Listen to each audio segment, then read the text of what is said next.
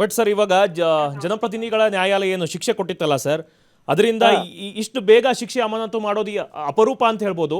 But ಆ ಅಪರೂಪ ಆಗೋದಕ್ಕೆ ನೀವು ಯಾವ ರೀತಿ ವಾದ ಮಾಡಿದ್ರಂತ, ಯಾವ ಕಾನೂನು ಲೋಪವನ್ನ ನೀವು ಎತ್ತಿಡಿದ್ರಂತ ಹೈಕೋರ್ಟ್ ಅಲ್ಲಿ? ಸರ್, ಈಗ ಅಲ್ಲಿ ಏನೇನು ಪುರಾವೆಗಳಿದೆಯಾ ಸಾಕ್ಷಿಯಲ್ಲಿ, ಆ ಸಾಕ್ಷಿಗಳ ಪುರಾವೆಗಳ ಆಧಾರದ ಮೇಲೆ ಅದೆಲ್ಲವೂ ಕೂಡ ನ್ಯಾಯಾಲಯಕ್ಕೆ ಮನದಟ್ಟು ಮಾಡಿ, ನ್ಯಾಯಾಲಯದಲ್ಲಿ ಇಬ್ಬರು ನ್ಯಾಯಾಧೀಶರಿದ್ದಾರೆ ಹೈಕೋರ್ಟ್ ಅಲ್ಲಿ.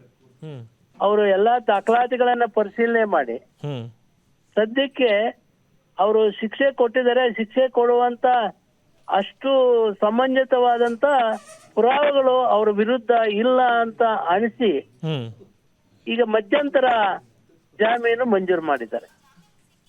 ಏನೋ ಇದು ಜಾಮೀನು ಆದ ತಕ್ಷಣನೇ ಅವ್ರು ನಿರಪರಾಧಿ ಅಂತ ಹೇಳಕ್ ಆಗಲ್ಲ. ಅದು ಪೂರ್ವ ನಡಿಬೇಕು, ಕೇಸ್ ನಡಿಬೇಕು, ಎಲ್ಲ ನೋಡ್ಬೇಕು, ಅದು ಆಮೇಲೆ ಅವಲೋಕನ ಮಾಡ್ತಾರೆ.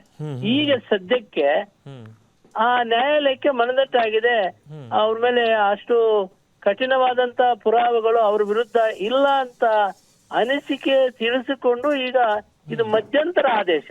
Okay okay. ಇವಾಗ ಅಂದ್ರೆ ಅವ್ರ ಶಾಸಕ ಸ್ಥಾನನೂ ಇದೆಯಲ್ಲ ಸರ್, ಅನರ್ಹ ಆಗಿತ್ತು ಇವಾಗ. ಅದು ಸ್ಪೀಕರ್ ಬಿಟ್ಟಿದ್ದು. ಅಂದ್ರೆ ಸ್ಪೀಕರ್ ಮೇಲೆ ಅವರು ಅದನ್ನ ಅನರ್ಹವನ್ನ ರದ್ದುಗೊಳಿಸಬಹುದು, ಕಂಟಿನ್ಯೂ ಮಾಡಬಹುದು. ಅದರೇ ಅಂತ ಸಂವಿಧಾನದ ಆತ್ಮಕವಾಗಿ ಅವ್ರು ಏನು ಆದೇಶಗಳು ಪಡ್ಕೊಳ್ತಾರೆ ಅದರ ಮೇಲೆ ಹೋಗುತ್ತೆ. ಹಾ ಸರ್. ಇನ್ನ ಜೂನ್ 2025 ಸರ್ ಸುಪ್ರೀಂ ಕೋರ್ಟ್ ಇವರ ಏನ್ ಜಾಮೀನನ್ನು ಕೂಡ ರದ್ದು ಮಾಡಿತ್ತು. ಬಿಕಾಸ್ ಏನು ಸಾಕ್ಷಿ ನಾಶ ಮಾಡ್ತಾರೆ, ಬೆದರಿಕೆಯನ್ನು ಹಾಕ್ತಾರೆ ಅಂತ. ಬಟ್ ಇವತ್ತು ನೀವು ಯಾವ ರೀತಿ ಅವರಿಗೆ ಅಸೂರೆನ್ಸ್ ಕೊಟ್ರಿ ಅಂತ ಹೈಕೋರ್ಟ್ಗೆ? ಸರ್, ಈಗ ನೋಡಿ, ಯಾರು ಯಾವ ಸಾಕ್ಷಿನೂ ಕೂಡ ಅವ್ರು ಹೋಗಿ ಮೀಟ್ ಮಾಡಿಲ್ಲ ಅಥವಾ ಯಾವುದೇ ಸಾಕ್ಷಿದಾರರಿಗೆ ಎದುರಿಸಿಲ್ಲ.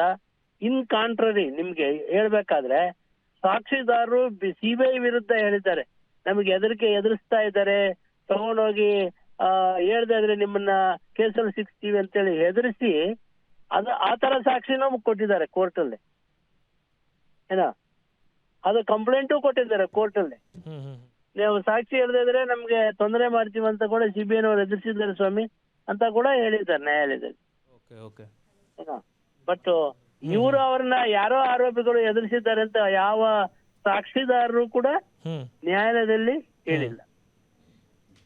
ಓಕೆ ಸರ್, ಇನ್ನ ಸಿಬಿಐ ತಂಡ ಏನಾದ್ರು ಹೈಕೋರ್ಟ್ಗೆ ಇದು ಸುಪ್ರೀಂ ಕೋರ್ಟ್ಗೆ ಏನೋ ಮೆಟ್ಲೆ ಏರಿದ್ರೆ ನೀವು ಕ್ಯಾವಿಯೇಟ್ ಅನ್ನ ದಾಖಲಿಸೋಕೆ ಆಲ್ರೆಡಿ ಸಿದ್ಧತೆಯನ್ನು ನಡೆಸಿದಿರಾ ಸರ್? ಅದು ಅವ್ರು ಬಿಟ್ಟಿದ್ದು.